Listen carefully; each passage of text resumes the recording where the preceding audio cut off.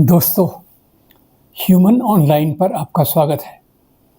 आज के इस वीडियो में हम बात करेंगे भारत में जो एक बड़ा आंदोलन चल रहा है वोट चोरी के खिलाफ, उसके बाद हिंदुस्तान में इलेक्शन कमीशन और बीजेपी मिलकर इलेक्शन चोरी कर रहे हैं। ये पूरा का पूरा सबूत ब्लैक एंड व्हाइट में आज हमने आपको दिया है। चुनाव में 6,50,000 वोटर थे, उसमें से 1 लाख चोरी के थे। 5 तरीके की चोरी पकड़ी है। डुप्लीकेट वोटर, जिसका मतलब एक वोटर के नाम वोटर लिस्ट में अनेक जगह आ रहे हैं। ये देखिए गुरकीरत सिंह डांग, इसका नाम 4 अलग अलग बूथों पे आता है। फेक एड्रेस, मतलब एड्रेस है ही नहीं, या फिर हाउस नंबर 0। तो आपने कभी सुना है हाउस नंबर 0? हमने तो नहीं सुना था, मगर बेंगलोर में हजारों हाउस नंबर 0 है वोटर लिस्ट पे। Bulk voter in single address, मतलब एक छोटे से घर में 40, 50, 60 लोग रह रहे हैं। हाउस नंबर 35 की कहानी सुनिए। छोटा सा घर है, ज्यादा से ज्यादा 4 लोग रह सकते हैं, मगर इस 35 में 80 लोग वोटर लिस्ट में रजिस्टर्ड। इनवैलिड फोटोज, इनकी फोटो देखिए, या फोटो है ही नहीं, या फिर छोटी छोटी फोटो है जो दिख नहीं सकती। इन वोटर आईडीज पे वोट दिया गया है। Misuse of form 6। Form 6 first time voters के लिए होती है, जिनकी एज 18-20 साल की हो। अब मैं आपको बताता हूँ शकुन रानी की कहानी। फर्स्ट टाइम वोटर बनी है, 70 साल की आयु है, 2 बार इनका नाम वोटर लिस्ट में आता है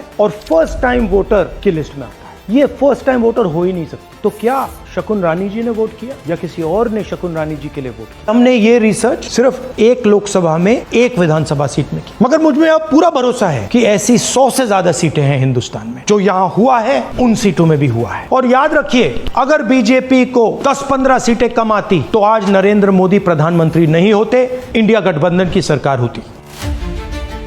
राहुल गांधी ने बिहार में एक वोट अधिकार यात्रा शुरू की है और उसमें जो लोगों का प्रतिसाद है वो देखते बनता है। जैसे राहुल गांधी की पहली यात्राओं में भारत जोड़ो और भारत जोड़ो न्याय यात्रा में लोगों ने बहुत प्रतिसाद दिया, उसी प्रकार इस वोट चोरी के खिलाफ वोट अधिकार यात्रा जो बिहार में चल रही है 15 दिन के लिए, उसमें बहुत प्रतिसाद मिला। इसी के साथ इलेक्शन कमीशन ने भी अपना एक प्रेस कॉन्फ्रेंस दिया और प्रेस कॉन्फ्रेंस ने उन्होंने खुद का बचाव करने के लिए बहुत कोशिश की, जिसमें उन्हें कोई ज़्यादा सफलता नहीं मिली। अब ये मुद्दा क्या है? जहाँ तक ये वोट चोरी का सवाल है, उसमें जिससे अंग्रेज़ी में कहते हैं मैनिपुलेशन, चुनाव में मैनिपुलेशन। एक ईवीएम का मुद्दा तो पहले से था।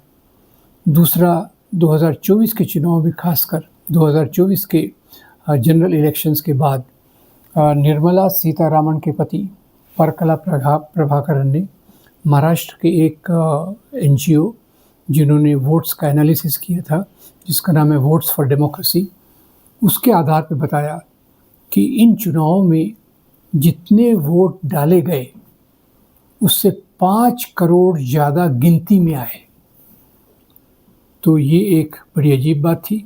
इससे बात स्पष्ट है कि वोटों की हेरा फेरी 2024 के चुनाव में हुई। 80 सीटों का इससे बदलाव हो गया। यानी अगर ये नहीं होता तो आज भाजपा एनडीए की सरकार नहीं होती, पहली बात। दूसरी बात, इसके बाद जब महाराष्ट्र के असेंबली चुनाव हुए तो महाराष्ट्र के असेंबली चुनाव में कई असेंबली सेगमेंट्स में जो वोटर्स की संख्या है एक ही एक असेंबली सेगमेंट में लाखों में बढ़ गई। तो ये दूसरा मैनिपुलेशन हो गया। तीसरा मैनिपुलेशन, राहुल गांधी कांग्रेस ने इलेक्शन कमीशन से कहा कि आप हमें इलेक्ट्रॉनिक डेटा दो ताकि हम विश्लेषण कर सकें, पर इलेक्शन कमीशन ने इलेक्ट्रॉनिक डेटा देने से इनकार कर दिया, कांग्रेस को इनकार कर दिया। बाद में इन्होंने अनुराग ठाकुर बीजेपी को दिया।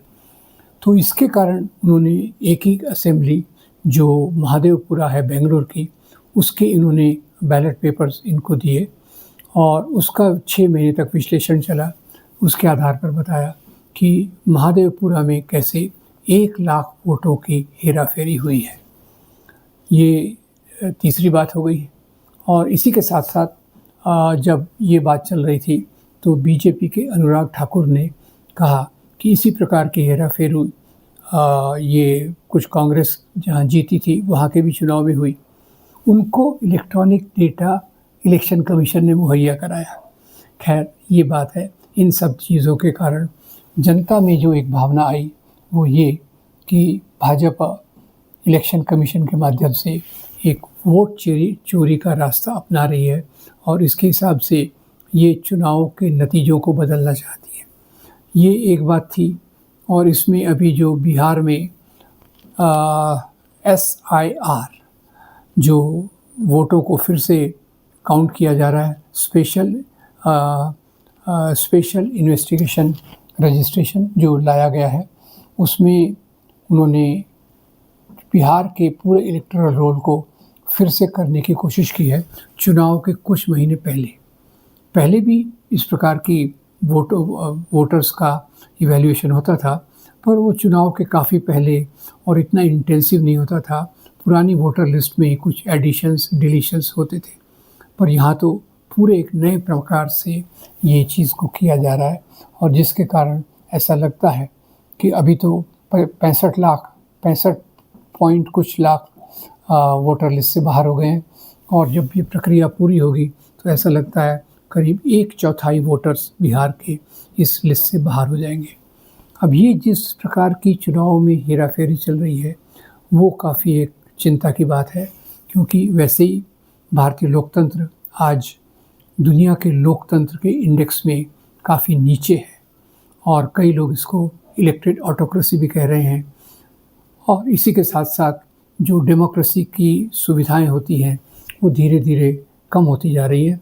उसका एक मैकेनिज़्म तो ये रहा है, एक तरीका ये रहा है कि सरकारी संस्थाओं के अंदर जो RSS प्रशिक्षित लोग हैं या RSS से प्रभावित लोग हैं, उनकी संख्या बहुत बढ़ गई है, जो इस प्रकार के फैसले लेते हैं ताकि चुनाव से भाजपा को ही फ़ायदा होगा। और दूसरी बात जो इसमें ज़रूर नोट करने की बात है कि जिस प्रकार से राहुल गांधी ने महादेवपुरा के विश्लेषण का पावर पॉइंट प्रेजेंटेशन दिया, उससे काफ़ी लोग का प्रभावित हो गए, और उनमें एक ईमानदारी से, सच्चाई से वोटों का ये करने की कोशिश की है। वैसे भी EVM इलेक्ट्रॉनिक वोटिंग मशीन के खिलाफ तो एक समझ समाज में पहले से चल रही है, ऊपर से उसमें हेरा फेरी का जो चल रहा है, जिसके कारण वोट चोरी होती है। उसी में एक और भी बात आई है कि बनारस से अजय राय जो कांग्रेस के प्रतिद्वंदी थे, उनके खिलाफ मोदी जी लड़ रहे थे, और मोदी जी कुछ वोटों की मार्जिन से जीत कर आए।